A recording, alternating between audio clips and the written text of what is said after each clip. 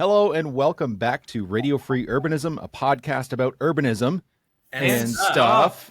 To me, that sounded pretty spot on. I don't know. That was pretty good. Little off from everybody, but I think it landed. Anyway, we got a great show today. We got a few topics we're going to talk about. A bike lane being removed in California. Also, federal funding pulled for CAHSR, which is California High Speed Rail. For those who don't know, I almost missed it. And Sully, what are you talking about today? What do we got? Oh, just my random scattered thoughts, including why we need more mixed-use buildings, free transit, and whatever other weird things pop into my head while you're talking. And stuff, you mean? And stuff. And stuff. So much That's stuff. it. And we've also obviously got Ethan Myers here on the show. It's great to be back for another show today of Radio Free Urbanism. I've got all of my fun little transit trinkets in front of me on my desk here, and I'm ready to talk about transit and cycling and walking and stuff. We're starting with a story from California. This is what I'm bringing to the table. And, we've had a few stories about bike lanes being removed across North America. Notably, I think Toronto's had most of the heat because of Doug Ford, the premier there, doing his work and trying to make that happen, which hasn't happened yet. But this is, like I said, coming from California in Vista, which is just north of San Diego. So they've decided to remove recently installed bike lane barriers in several neighborhoods following strong opposition. So the mayor, Franklin, I think his name's Franklin, John Franklin, that's what it is, said he has personally heard from more than 500 of his constituents who did not want to keep the berms and bollards along these bike lanes. He said, quote, "The overwhelming majority of motorists and more than half of the cyclists I've heard from don't want them. They don't feel safer with them." So if you could picture this, they're basically black berms, the kind of things you might have basically in a parking stall. And then in between each of these berms, there's a white flexi post with reflective tape around it. It's not great. It's like a gutter bike lane. Not fantastic, but it's more than nothing, just to get that picture in your head. Okay. So the process is expected to cost $500,000, and they've already spent $1.5 million installing this stuff. So we're looking at a total of $2 million to have nothing, I guess, which isn't entirely the case because some areas are going to be excluded from the removal because some councillors decided that they want their area to have the protected bike lanes, which I think is a good idea. I mean, I would think that, obviously.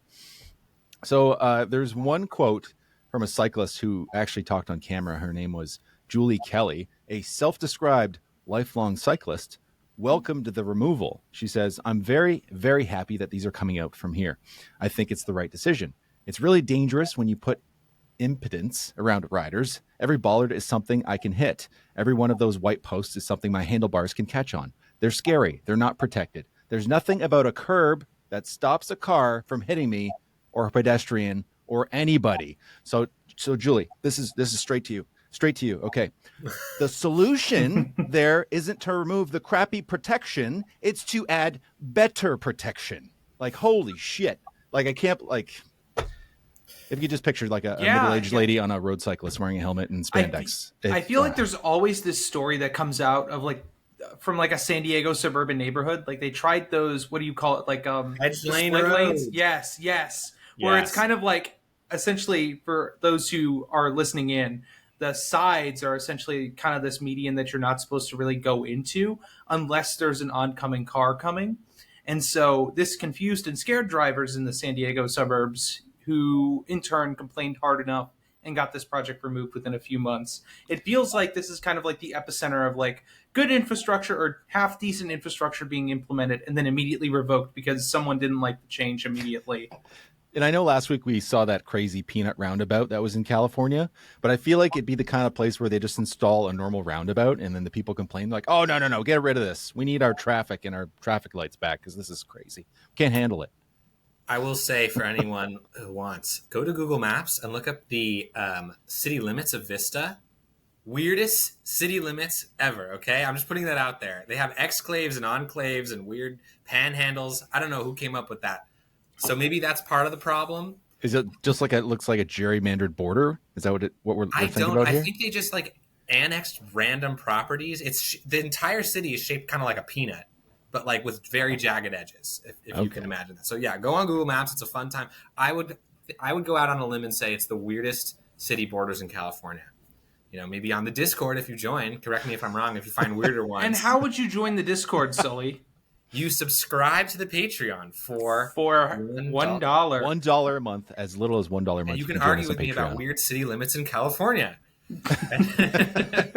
And many more but things. Yeah. The other thing the question I had for you, Nick, did the article mention if the bike lanes replaced parking or something that people usually They didn't mention anything like that. No. So that's really weird. And I will also say the lifelong cyclist. I'm gonna go hot take right at the beginning of the show today. The lifelong cyclist is the enemy of urbanism. This is something I've discovered in public outreach meetings and I think what it is the people who bike now are the only ones crazy enough to bike in places like Vista, like very suburban places with huge arterial roads and no protection. And so from their perspective, there is nothing wrong. They're like, I've actually talked to these types in my hometown in Santa Barbara, and they'll be like, I don't know what's wrong with biking. If you say so. Even the head of our newspaper is a lifelong cyclist, and I've had a very, cordial relationship with him. And he's actually admitted to me, he's like, you know what? At the end of the day, I don't know what it's like to be a mom with kids. I never had kids. And so maybe it is scary to bike, but to me, it's definitely not, And so like, at least he has that perspective. But obviously this lady, Julie, she's crazy enough to bike in Vista now. So of course she thinks you don't need more safety. Yeah. Yeah. We see this over and over again. I don't want to say the mammal riders, sports cyclists, they often feel like they don't need protection. What's the term for them? That they'll ride in basically anything, like the different levels of cyclist? Yeah. Strong and fearless. Strong and fearless. Well, we got quite a few of those, the John Forrester types. Yeah. Yes, exactly.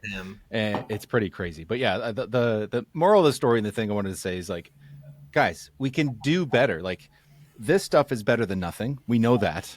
We absolutely know that having physical barriers does deter people, especially drivers, from getting to those spaces. These ones aren't going to help. They're mostly just flexi posts and the berms. Like it's not going to stop a car. She's right about that. But the solution isn't to take it away. It's to add better barriers. And I know like there is this thing about bollards, and we talk about them like occasionally. And there is some studies that show that bollards are dangerous, but generally they're talking about bollards that are at the front of a MUP, at a multi-use path, and you have like a bollard in the middle to prevent cars from driving. Some studies suggest that it's actually more dangerous to have those there, because the chance of somebody driving there and trying to kill people is a lot less than how many people are going to get tripped up by that bollard. But this is not the same as that. So those bollards that are right in the middle of multi-use paths, could we possibly make them retractable? That's impossible. We're getting catchphrases, guys. This is scary. It is terrifying, but I love feeding into them. Yeah, absolutely. So that's like the story, but there's actually something I really wanted to talk about, and the real reason I brought this here, and it's what happened at the end and the last thing the mayor had to say about the situation.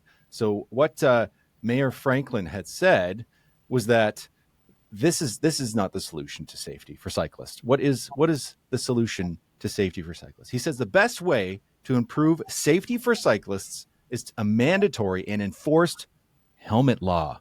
That's right. Something that they will be looking at in the near future.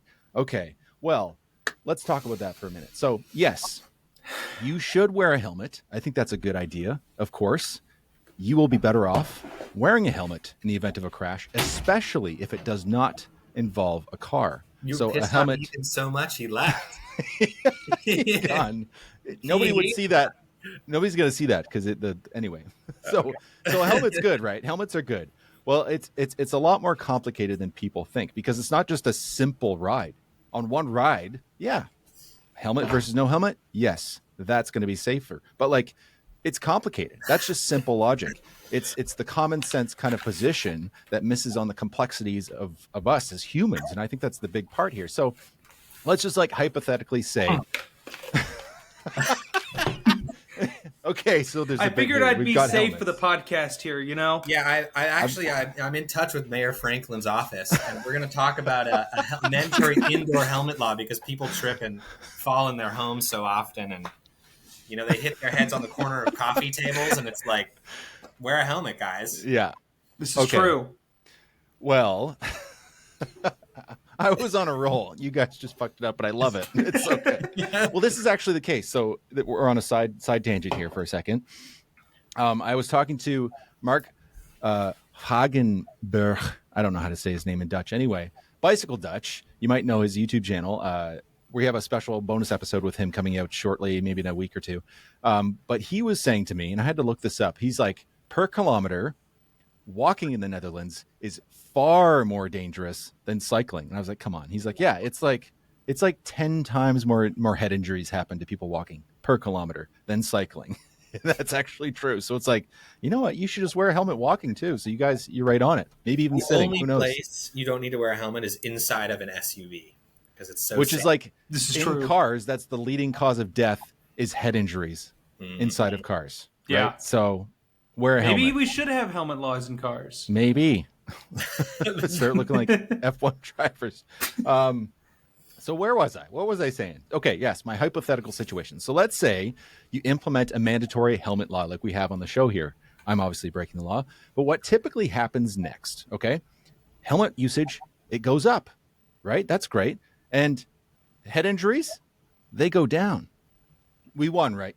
It's solved. But what else happens, guys? You want to guess? There's another thing that happens. What else happens? Do collisions increase? No, cycling usage goes down. People stop cycling as much. So this in turn makes cycling less safe. Exactly. So this happens in a number of ways. So it may appear more dangerous when if you see a person riding looking cool and suave, biking down the street versus a guy who's got all yellow jumpsuit and a big helmet on. Just as appearance, if you're risk averse, that's not going to look as appealing. You're like, that looks dangerous. I don't need to do that. Or say there's a pretty young woman with her hair. She just did her hair. She usually takes the share bike, but now there's a mandatory helmet law. And she's like, I don't want to mess up my hair with this gross public helmet. I'm going to take an Uber instead.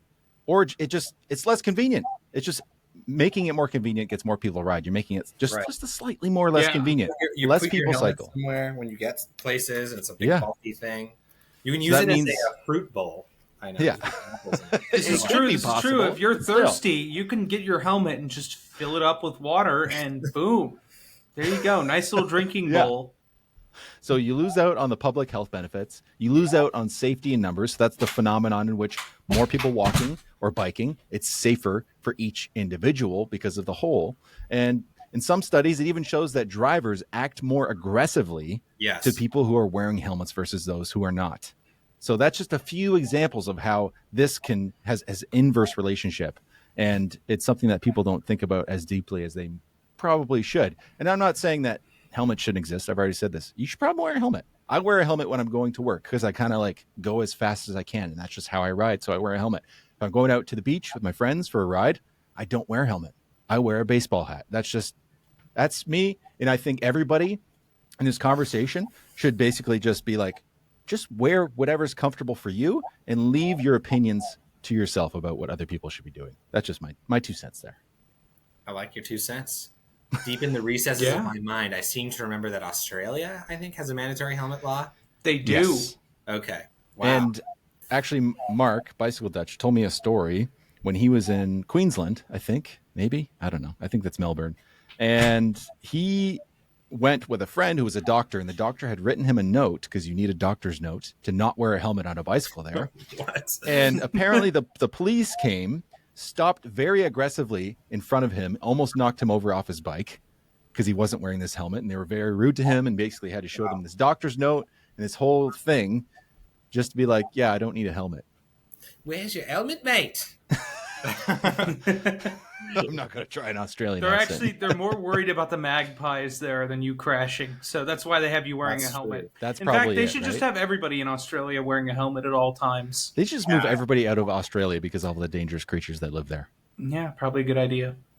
Wow. I remember sometime I read a study about how the thicker and safer that helmets get in the NFL, the more head injuries there are, because it increases the confidence of the players.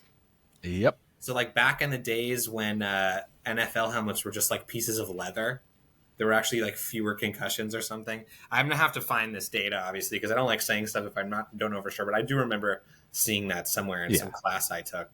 This might be hearsay, but I've heard the same thing with rugby versus American football.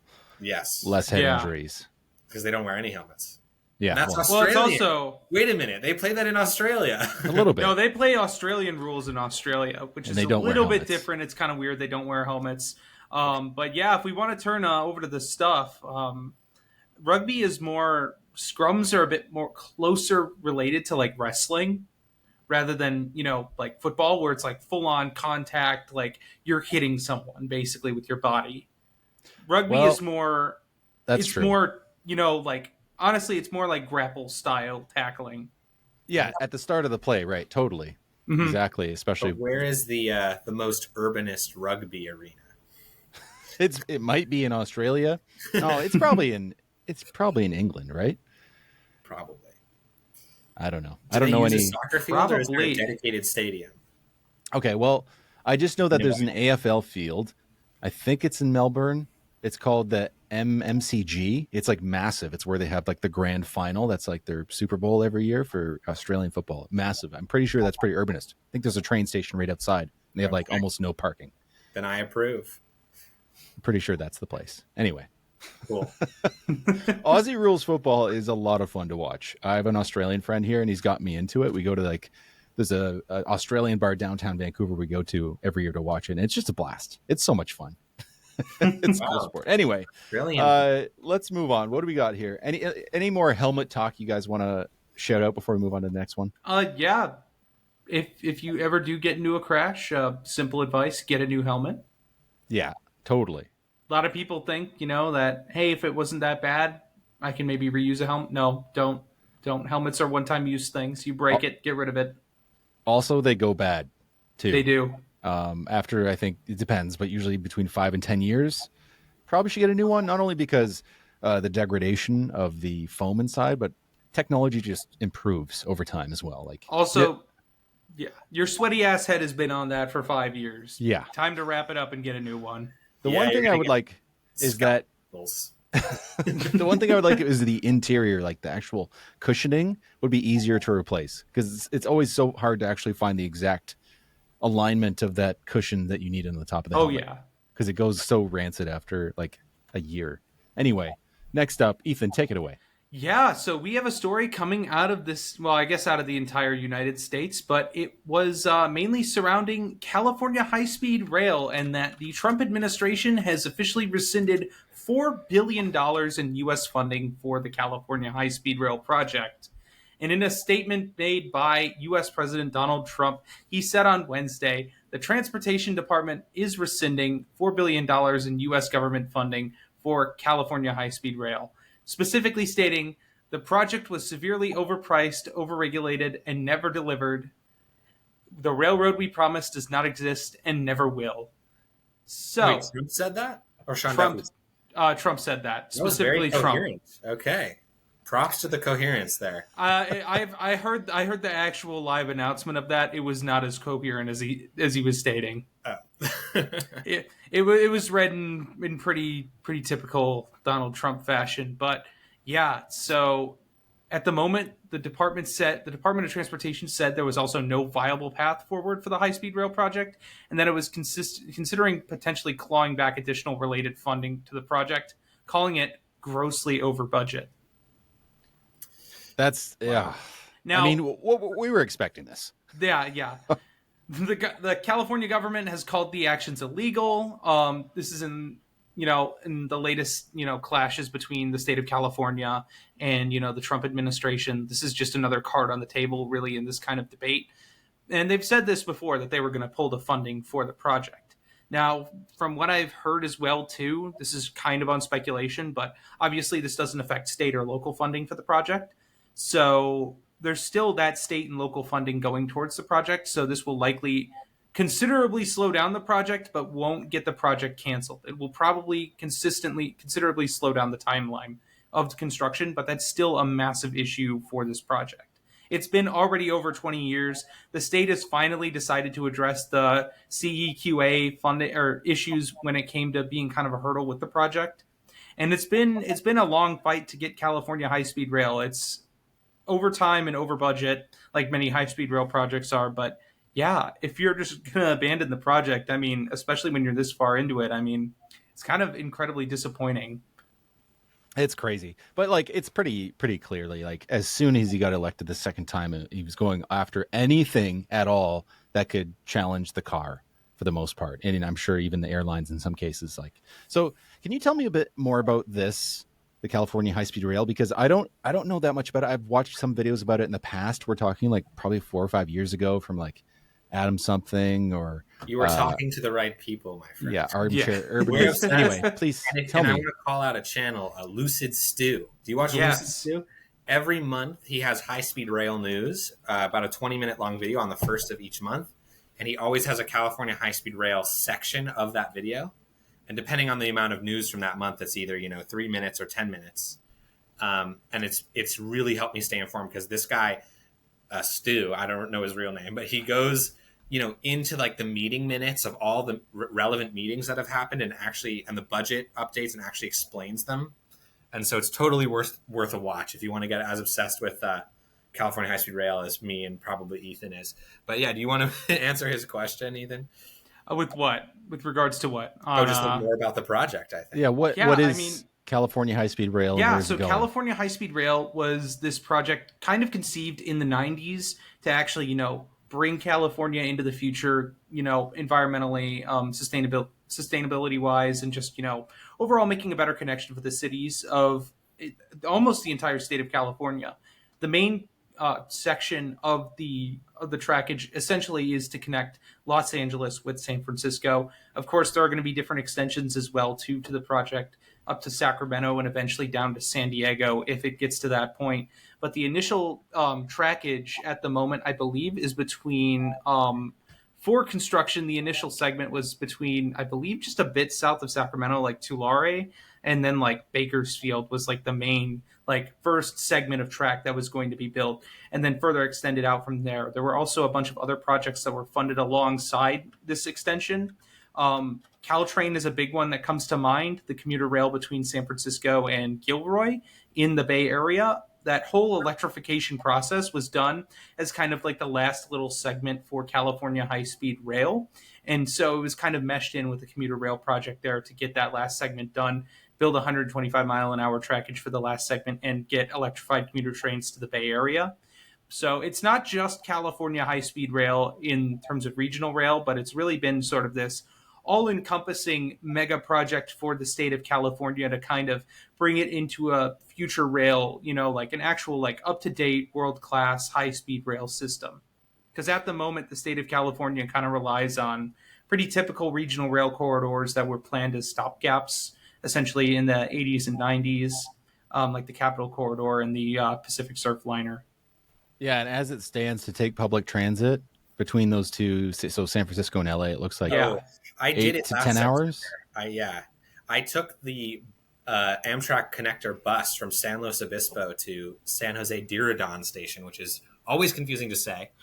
It cost $10, and my friend and I were the only passengers on a luxury coach bus, except for one other guy. And they even stopped in King City for 45 minutes, right about near a bunch of restaurants, so you could go get lunch. It was absolutely fantastic. I mean, definitely it costs more than $10 to go there yourself. But yeah, it's pretty. And then we took the train back down, and it was an entire day.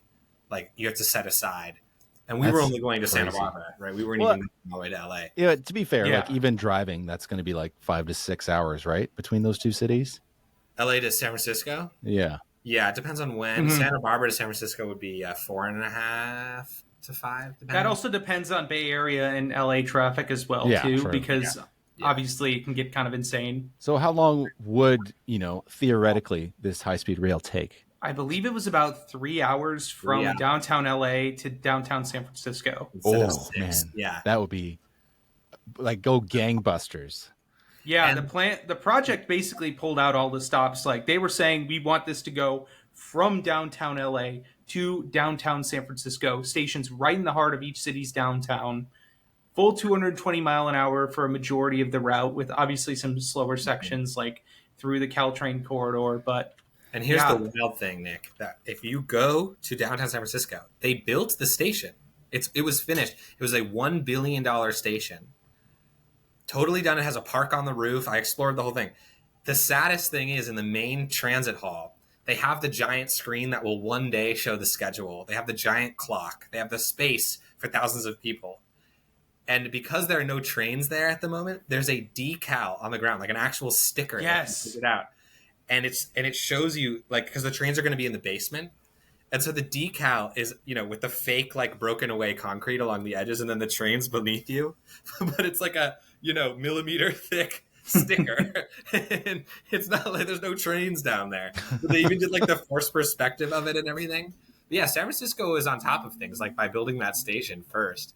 But to be clear, one of your questions might be, well, why did they start in the Central Valley? Why didn't they at least connect LA to Bakersfield? Or why didn't they connect Gilroy to Merced?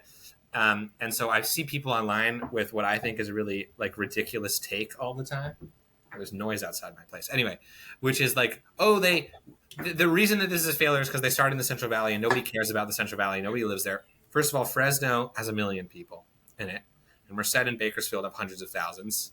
It's the poorest region in the state. People just forget that there are 30 plus million people that live in California. Yes. And the reason I read recently, a great reason that they started in the Central Valley is we've never built high-speed rail in this country. All these contracting companies, all these construction workers and planners have never dealt with the demands of high-speed rail. So imagine if not only they were building high-speed rail for the first time ever in the country, but they were also figuring out how to put it across multiple fault zones and giant mountain ranges. And through the longest tunnel in America is what we're going to end up with between Bakersfield and Los Angeles. That would just add complications. So the Central Valley is, like, perfectly flat, smooth. And so that's where they decided to start. Optically, I will agree, it's a very bad start because the people with the most political power and know-how live in LA and San Francisco. And so from their perspective, it's like, what's going on? Why is this in the Central Valley? I'm never even going to see this thing.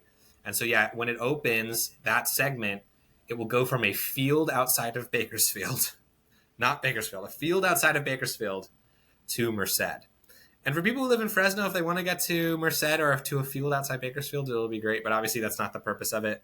Another cool thing I wanted to mention about it is not only will it connect LA to San Francisco in 3 hours, Fresno is going to be the hottest place to live in the state. You could live in Fresno and, like, actually reasonably commute to San Jose in, like, an hour, hour and a half. And the home prices in Fresno are, like, ridiculously cheap compared to LA and San Francisco. They're like, they are now. Yeah. Yeah. So, like, get in on it. Because, so yeah, it's going to completely transform these Central Valley cities. On the one hand, I'm just thinking of this now. Will that be self-satisfying for the NIMBYs who'll be like, see, we didn't have to build housing in the Bay Area. You can go live in Fresno now. I don't know. Maybe. But yeah. Fresno's going to pop off, which is also why, unfortunately, the Central Valley stations are surrounded by more parking than I think any other transit in North America. Prove me wrong on that. They are ridiculous if you see the renderings. We're talking about, Lucid Stew did a comparison to a Costco parking lot. We're talking about, like, 5 to 6 Costco parking lots around each station. Oh my God. Insane. Yeah. And there's nothing around a lot of these stations either. Yes. Because the right-of-way has to go outside of the cities or else you start dealing with a bunch of private land issues. Yeah. Significantly more than you would running outside of the cities. But, like, yeah, it's ridiculous. You'll have these giant elevated stations because they have to be, because trains are running 220 miles an hour, and they'll be just surrounded by nothing but parking. Yeah. Fields of, and then of course it says future multi-use transit-oriented development village, and we're like, okay, that's what they're promising the urbanists, but we'll see. Like in 2050, we'll get one little sliver of it. Yeah, maybe. So, and also, Ethan, I have a question for you because I've thought about this a lot. So I'll bring the sort of, like, strong towns, conservative urbanists, whatever you want to call it, perspective to this, which is, like, obviously, like Nick said, Trump hates trains because of cars, right? I'm not saying I agree with him at all, but just looking at... Oh, he loves planes, too. And planes. Oh, my God, he loves Golden planes. Planes from Qatar are his favorite planes. Guys, did you know that tickets are going to be, like, $2 to get from LA to San Francisco by plane? At least that's what Trump said before he took office. That's insane. Is that what he said? Yes. I think he said something about eggs, too, and they're not even $2 a dozen. This promise I have not heard of. There are so many promises. Yeah, he was talking about we're gonna get rid of all the California rail funding. It's a waste. It's a mess. And flying's better anyways. It's only gonna be like $2. Wow, that was pretty good. Wow, forget the Epstein files, bro. I want my $2 plane tickets, dude. What the heck? Yeah. No, but so, like, Trump, not that he's right to get rid of the funding, but, like, he's right in the sense that the project is mismanaged, I think. I don't know. Ezra Klein just wrote, I'm sure this is like the 10,000th podcast to mention Ezra Klein's new book, Abundance, which everyone's talking about, right? It came out a few months ago. But he has an entire chapter that just focuses on the mismanagement of California high-speed rail. And obviously he is left-wing, quite left-wing. And his point is like, yeah, it actually does make us look really bad that we said it was going to be 30 billion. And then that was the initial cost, by the way. And that was only in 2012. It was 30 billion. Now it's 130 billion. And by the way, a lot of that cost is what we, by the way, we call it CEQA, California Environmental Quality Act, California Planners, that's what we call it. But like, it isn't just because, oh, woe is me, the Republicans are taking away our funding. Like, no, like California on a state level, I think, mismanaged this project in various myriad ways that all stacked up. The LA Times seems to do an expose on this every couple of years. So one year it'll be about how there are too many subcontractors, basically leeching off the funds. Then they'll say, shocked. Because of eminent domain and arguing with farmers costs too much. And it's like, I don't know what the problem is, but like, if you look at the cost of high-speed rail, obviously in other countries that don't speak English, like in Europe, like in Spain and France or in Japan or wherever, they're building it at an alarming rate for like a third of the cost per mile or even less. And they have tons of environmental regulations there too. I mean, we're talking about Europe. So it's like, I don't know. Do you know what we did wrong? Like, what was wrong with the project? From what I've heard about pretty much every transit project in North America, and honestly, pretty much every public, service, any public project in at least the United States has been this subcontracting, basically this giant subcontracting industry that we built around every government project. These companies get these contracts and then they can just basically sit on that money and do the bare minimum amount of work. Where if we actually hired from within, and actually made agencies with sections within our agencies to actually do this work, we would actually see, better production and more efficiency within our agencies and lower costs at the end of the day. That's what a lot of these countries in Europe do, like France and Spain. I mean, they've not only nationalized their rail industries with the actual services themselves, but they've nationalized the construction as well, too. They've got whole teams doing the whole process for studies and building the systems out. They've got this all worked down to a system. And also building more of it and having that legacy helps to reduce costs overall. Spain and France have been building, high-speed rail networks for decades at this point. So they've got the people, they've got the knowledge, the collective knowledge, and also the lack of, it's the collective knowledge and it's that lack of subcontracting that they have to deal with over there. Yeah. So the project, like, it's so good on paper, but yes, it has been mismanaged. But what's funny is, like I just said, the total cost is going to be 135 billion.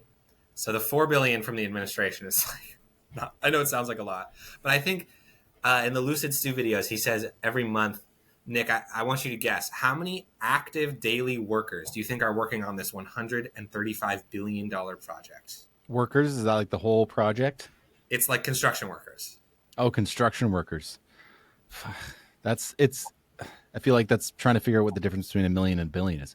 4,000. I think it's like 1,500. It's like really low. It's sad. Wow. And California did just, Gavin Newsom announced, and I love that this is why I love Lucid Stu's videos, because I thought it was good news. Gavin Newsom said it's going to be getting a minimum of $1 billion per year, which will keep it limping along. Of course, under current costs, it would take 135 years to build it if that's all the funding it got. There's going to be a cap and trade program to give it $1 billion a year. And I was like, oh, yay, great news. And Lucid Stu was like looking at the official documents. That's how much it was going to get anyway. But he was announcing it like it was a new thing, like it was a new innovation, but it was actually the same amount they were going to get anyway, which is kind of weird. It's surprising how little $1 billion a year could buy you. It can buy you like crazy. 100 feet of high speed rail.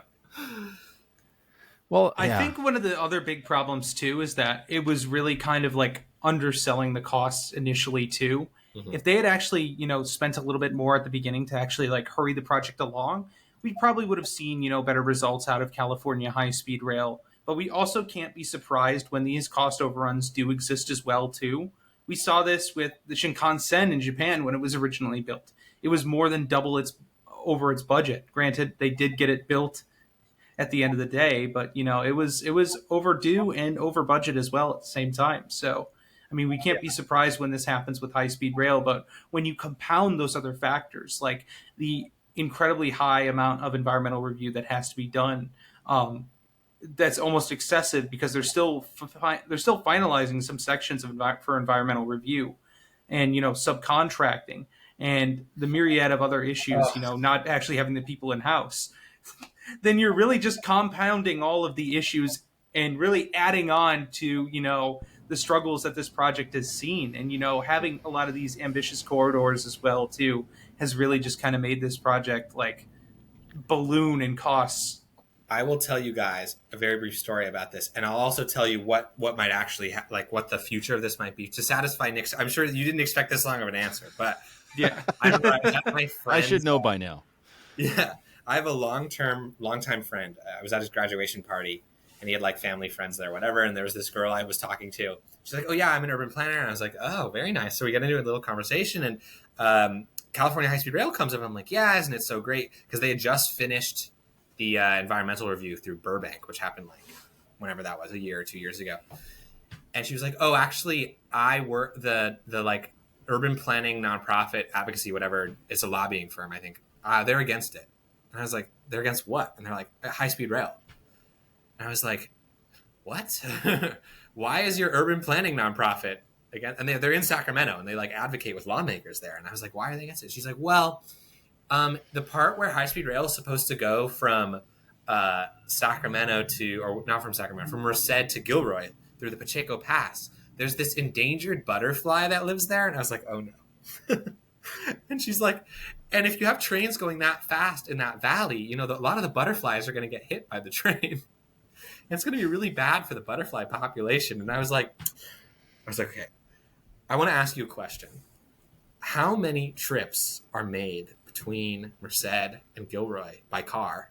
She's like, "Oh, it must be like in the multi-millions every year." I was like, "Do you think that the carbon emissions from those trips is worse for the planet than the subtraction of however many carbon emissions will be saved because people will be taking the train versus the lives of the butterflies?" And believe me, I love a good butterfly. I'm not saying that there's anything wrong with them, but she was like, "Oh, I never thought about it that way." And I was like, "Oh, boy, that's..." What do you mean you've never thought about it that way? I was like, "What else have you guys been like advocating for?" And she's like, "Oh, we're against a solar farm in the Mojave Desert because there's this lizard that needs to sun itself, and the solar panels are going to create all the shade, and the lizard is not going to have anywhere to be in the sun." And I was like, "Oh no, oh no." Yeah. Anyway, so there are planners like that, and she was very nice. It kind of screams like Sierra Club, like Yeah. environmental activism, where it's like anti-nuclear, pro EV type, things. Yes. Where it's like, okay, we're doing surface level environmentalism. We're not thinking a little bit deeper here on actually going for sustainability here. No, yeah, we're going to close down on the Central Coast. We have a nuclear power plant called El Diablo, which is such a cool name for a nuclear power plant. You got to go backwards for sure. Yeah, El Diablo nuclear power plant. And I went to Cal Poly, about 10 miles from the plant. You can't see it from anywhere public. It's completely hidden inside of a nature reserve, and it's on the ocean. Okay, super weird, cool side effect of having the nuclear power plant there.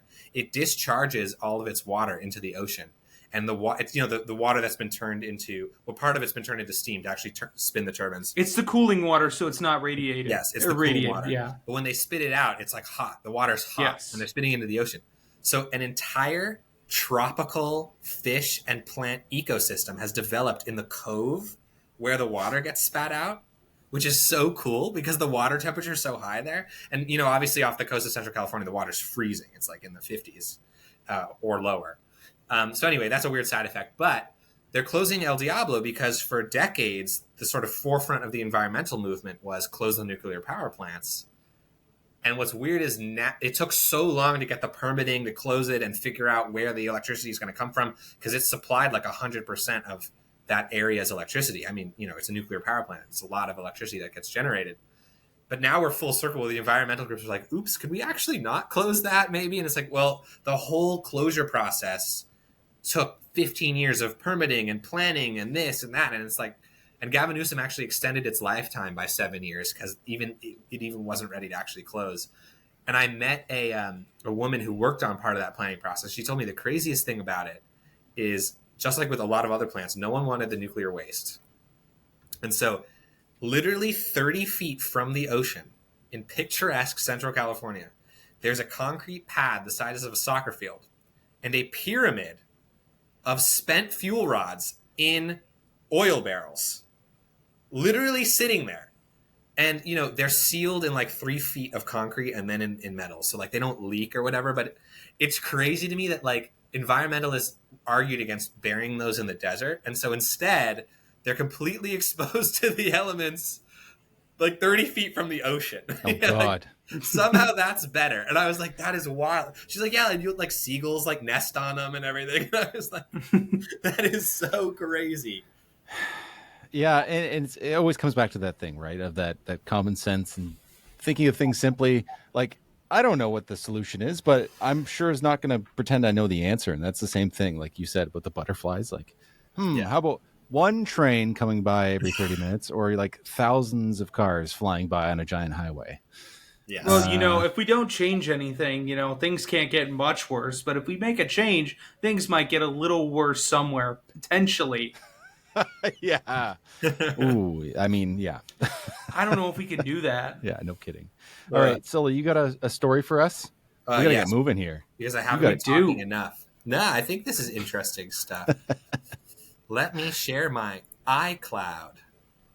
My iCloud photos. You can see all the cool stuff I take pictures of. Oh, yeah. So this morning, random thing, brand new fare gates at the Wilshire, Vermont station, which I took pictures of, which are replacing the old ones that you can literally not even climb over. You can just like walk past them. They don't do anything. So that was cool to see. But the thing I really wanted to show you guys. Oh, and I took this picture because look what's going on the left. Like, what's going on? There's just a hole. Yeah, you can just walk right through. Why would you go through the fare gate? I saw like 6 people walk through there and not tap their cards at the new unscalable fare gates. So I hope that they close that fence eventually.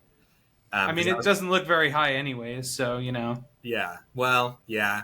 Although it's kind of unscalable because there's not like horizontal bars to jump onto. I think it could get hurdled. But, if you really want to. If you want to. I want to see I'm this. just saying. Okay. Hurdle Olympics. So as you guys know, I've been biking most of the way or all the way to work because the D-line's been closed.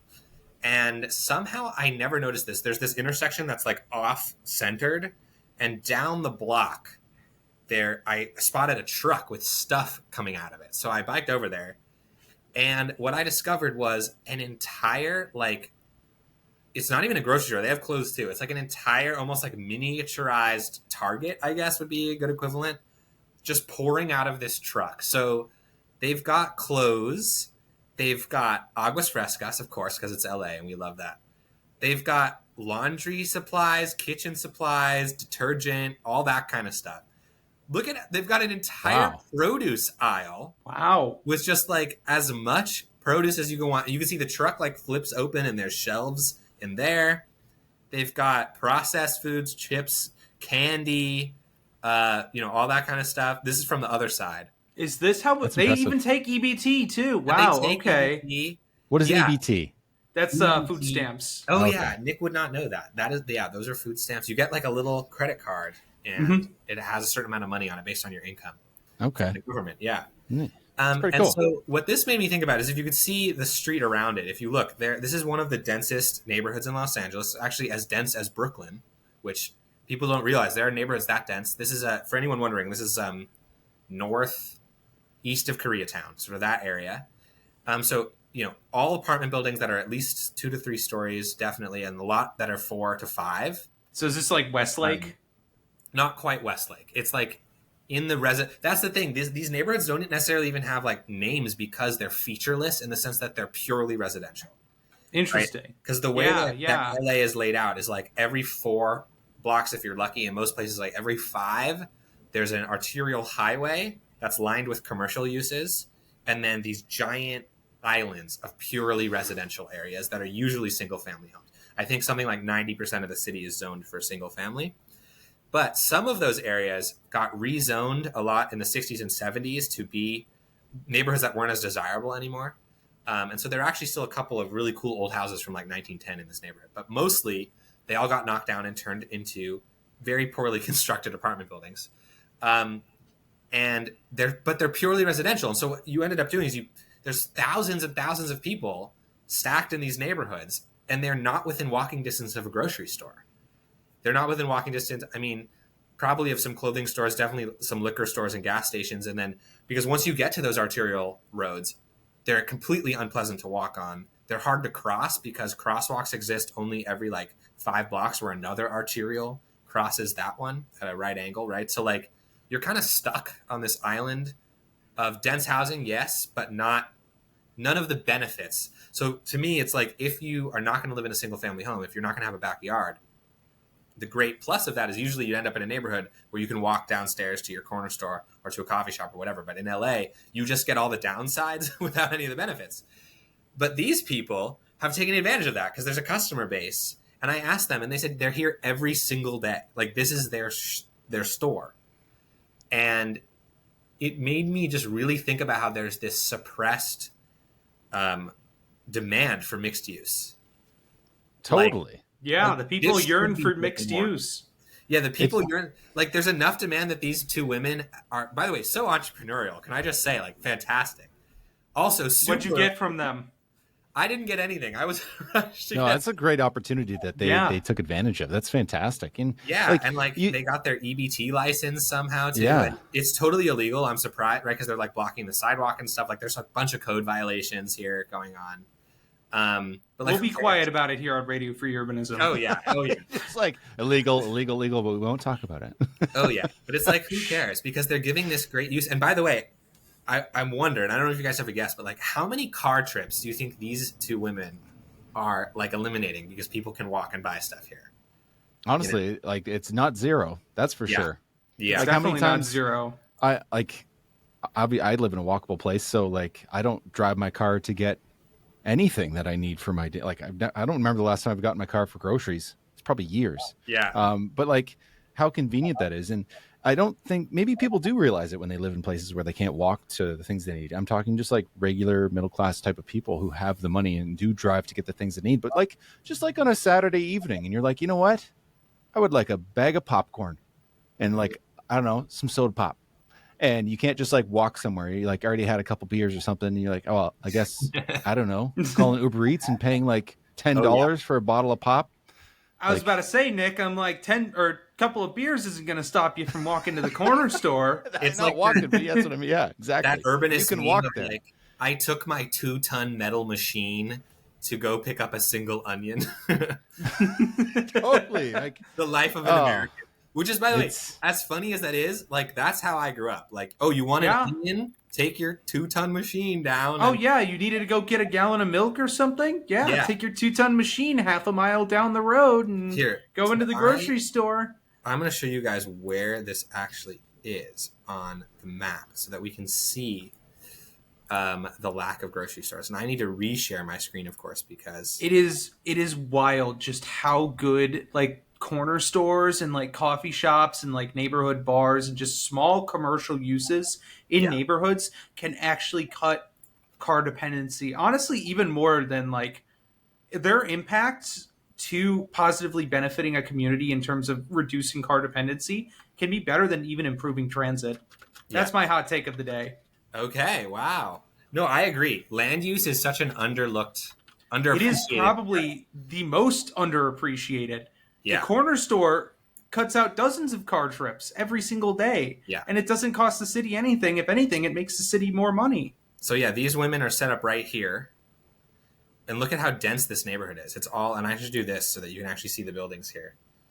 And of course it's going to load. There you go. Yeah. Oh yeah. That's dense. No stores anywhere here. You have to go to this giant arterial. And if you're wondering why, like, oh, that market looks kind of close. Why don't people go there? Let's see that crosswalk. Look at this crosswalk. Yeah, it's like, this is not a pleasant place to be. So it's way better to just walk outside and go to your... You know what? I'm actually curious if they've been there long enough that they're on they exist on Google Maps. Yeah, let's find out. Let's see if they're on this. Let's see if they're on Street View. That's how you know if a place has real staying power. Yeah, here they are. This is the truck. There you go. Yeah, I guess this is off hours here. Maybe they've updated since Maybe then. they just move around. Who knows? Yeah.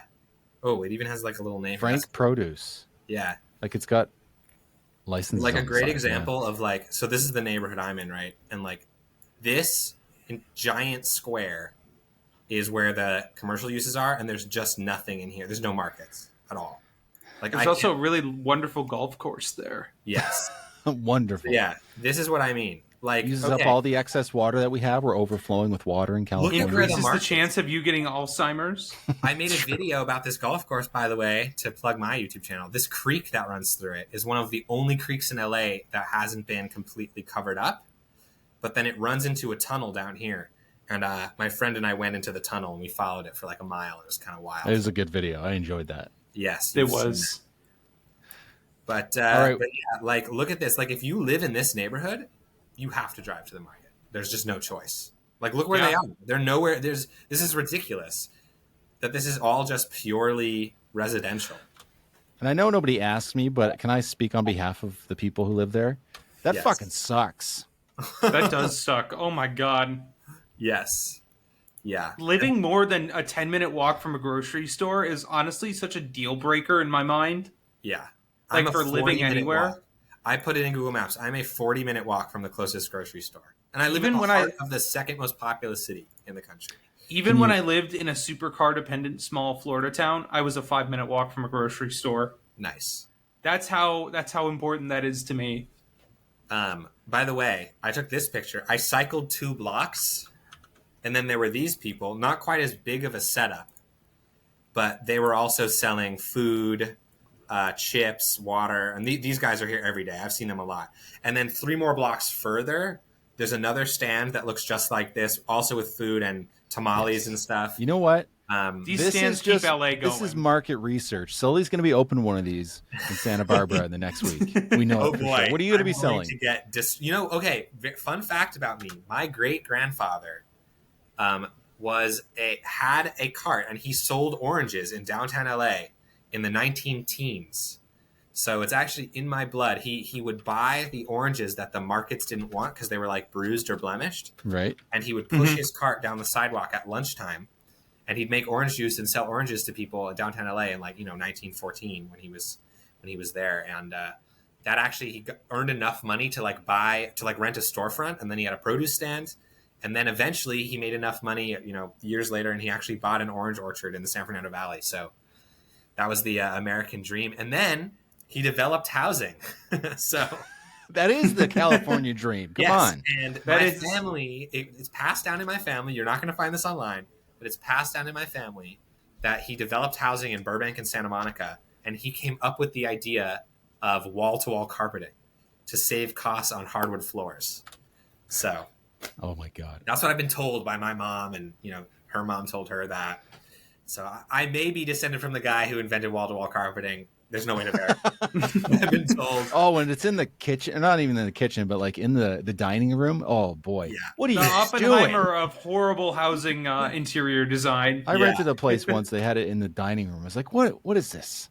Come on. Yep. So you can thank my great grandfather for that. I don't mind carpets, but not in the dining room. Yeah. We got to get moving here. Ian's got an update, and we got at least one question to answer here. Okay.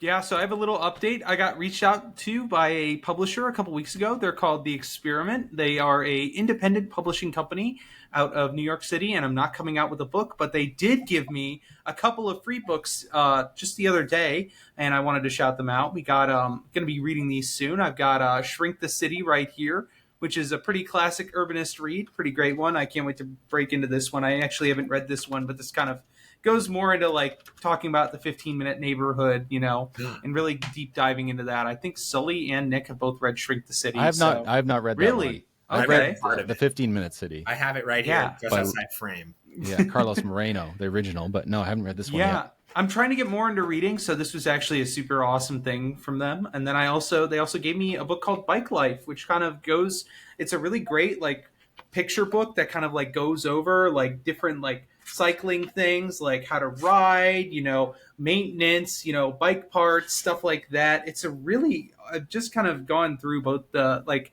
at least Bike Life here, and it's kind of a really great beginner book if you're looking to get into cycling of any sort. So I'd highly recommend either one of those reads. Awesome. Definitely if you're looking for something on cycling or something, you know, a bit more urbanist related, That specifically to neighborhoods. Even looks like a good like coffee table book almost, because you know it's got definitely. the pictures that's cool to pop out and show people. It does. It looks like it's just got it's like a little like notebook. Honestly, like it's just like it's literally like someone's like cycling journal. Yeah. Like, That's hey, so cool. it's not so much of a read. It's got a lot of, you know, visuals. It's great.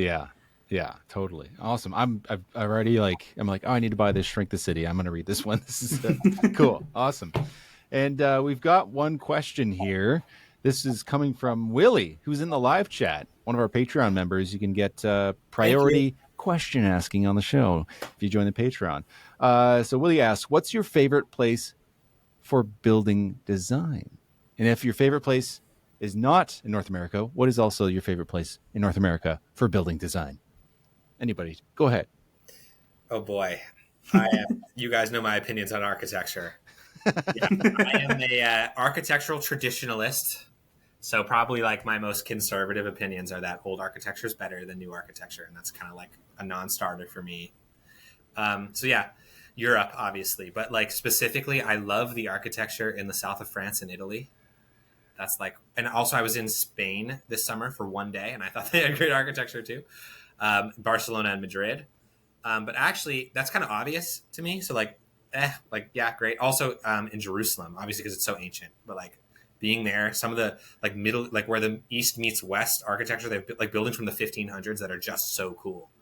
Ottoman architecture is really cool too in Jerusalem. You can't list them all. You got to list your favorite. Okay. So my favorite in North America, two, very easy. One's a big city, one's a small town. The big city, San Francisco, hands down. I love that the bay window is a architectural motif that started in the mid 1800s, but even as styles changed and went, whether it was Queen Anne, Victorian, Edwardian, and then you know all in that city, because San Francisco got rebuilt after 1906, right? So you have Art Deco styles, Beaux Arts, but I love that the bay window stayed like throughout all those different styles, and so you can see bay windows, Spanish Revival, right, and then all the way through modernist. Like I'll see modernist buildings in San Francisco that still incorporate the bay window, and I just think that's so cool to have this motif that lasts. And it's sort of, even though the city is made up of all these different time periods and styles, it brings this like I don't know, it helps it draw everything together, that in all the neighborhoods you go to there's just bay windows, and I love that. I love that so much. And then obviously Santa Barbara, like, bro, what do you think I was going to say? Like the best architecture of any town in America. Well, I haven't been to Charleston. I've heard it's great. But Santa Barbara, literally because it's the law that you're not allowed to build a new building unless it's Spanish style. So that has kept it like there are literally zero modernist buildings downtown. And so it's really interesting to see how architects have worked within those constraints of like, okay, it has to be Spanish, but like what interesting things can I do with that? And so it's brought out a lot of creativity. If you look up Jeff Shelton, he's a local architect. He's also a YIMBY, really cool guy. He spends like 10 years on one building because he handcrafts all the sculptures that are on them. And it's wild. His buildings are wild. He's like a modern day Gaudi, and totally the coolest architecture being built in America, I think, has got to be like Jeff Shelton apartment buildings. They're awesome. Yeah. So that's my answer. Well, I got to check that stuff out then. Yeah. You should write me you should write a book about that. You seem to have deep opinions about this architecture, because I don't have a lot. I'm like, what places? I like Japan in general because I don't know, maybe it's the weeaboo inside me, but the hodgepodge blockiness of it, there's like this, I don't know, there's something about it. It's just charming to me abroad. But at least when it comes to North America, again, I like the uglier working class looking stuff. I love Montreal and I love New York City, especially like Brooklyn and Queens. I don't know why. It feels cozy to me, and I just like the brick. Yep, that's it. Yeah. In terms of architecture, honestly, my favorite just city in North America has to be Chicago. Ever since the Great Chicago Fire, where pretty much a majority of the city burnt down, it kind of became this global showcase of architecture, and really only some of the best designs of each style ended up surviving to now. I mean, you'll see some of the best contemporary architecture, even some of the best glass buildings that you'll see a lot of people critique modern architecture and, contemporary architecture about. You'll see some of the best styles with that, but you'll also see a lot of great older styles as well, too. It was the home of the skyscraper. Really got its start there. You'll see just a really great blend of just all these different styles throughout the city. You're so If right. you ever do visit Chicago, a Chicago architecture tour on the river is like an essential do, even if you're not an architecture head. Like, it is honestly really great to see just along the river alone all of these different architectural styles that span the past 19th, 20th, and 21st centuries, and really seeing kind of all of them blend together into this beautiful mess that is Chicago architecture. And then, of course, you do have a lot of great working class designs out there too, and upper class ones as well. You'll see a lot of the old stone faced working class neighborhoods. The Chicago bungalow is another great design that kind of really peaked there. It's kind of it's my favorite architectural city. Just a little bit of bias. I grew up outside the city, so there's a lot of great niche styles as well within the city as well too. Different revival styles that really didn't survive in other places that have kind of just survived there. It's really just kind of become a sanctuary and showcase of some of the best architectural styles of the last 150 years. That's cool. So I've never heard of a Chicago bungalow, but looking it up, they look pretty cool.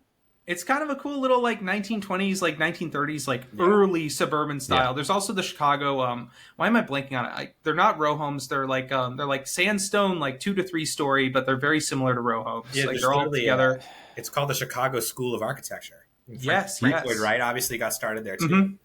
You know what's so nice about these houses, and I think what's so charming about them from the front, is that over half of it isn't a garage door. Oh yeah. It's just you got the stoop and some windows in the front and a set back door. Very actually simple. that those windows in the front usually are a part of what is called collectively in Chicago the French room. The French room. Because it's a front dining room. I like that. So it's called the French room. That's cool. Wow. Awesome. All right, we're gonna have to close the show out here. Leave a few things on the cutting room floor today. That just means next week we got more stuff to talk about off the bat. That's all I'm thinking. This is true. Yeah. So Ethan, take it away. Folks, thank you so much for tuning into this show. And if you didn't hear it earlier in the show today, you can join our live viewers, especially ones who were in the chat today, like Willie, and I believe we had someone else in the chat, Jack as well. You can join those 2 users in that live chat. Also get access to our Discord for just how much, guys? $1. $1 a month. You'll get access to those and support the show at the same time. We want to thank all of our listeners live, or if you're listening to this later on, thank you so much for joining us today. Nick, where can the good people find you? I am on Instagram, YouTube, and Blue Sky at Nick the Door. How about you, Sully? I'm everywhere at Sullyville, and I'm always staying safe wearing my helmet. Sure it's not Sully Town? Sully's everywhere? Sully Town. He's literally everywhere, guys. All right, breaking news. Everywhere, all at once. I'm outside your house. And you can find me over at Climate and Transit on pretty much every platform. Hoping to have a new video coming out tomorrow, or if you're watching this the exact same day that this podcast is dropping. Folks, thank you so much for tuning into this podcast. And as always, train good, car bad. 2 wheels good. 2 feet fabulous.